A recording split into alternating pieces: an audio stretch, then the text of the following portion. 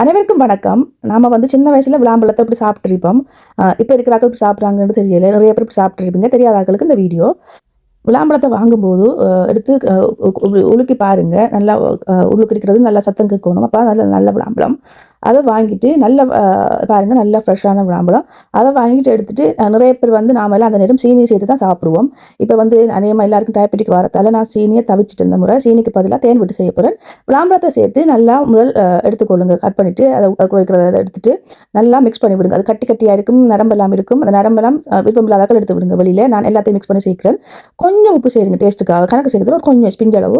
அதுக்குள்ளே தேனும் விட்டு நல்லா மிக்ஸ் பண்ணி விடுங்க. திரும்பவும் சொல்கிறேன், நாம ஸ்ரீலங்காவில் சீனி விட்டு தான் நம்ம சாப்பிட்றது. ஆனால் இப்போ டயபெட்டிக் சீனி சேர்க்காத ஆக்கள் இப்படி தேனை விட்டு சாப்பிட்டு பாருங்க.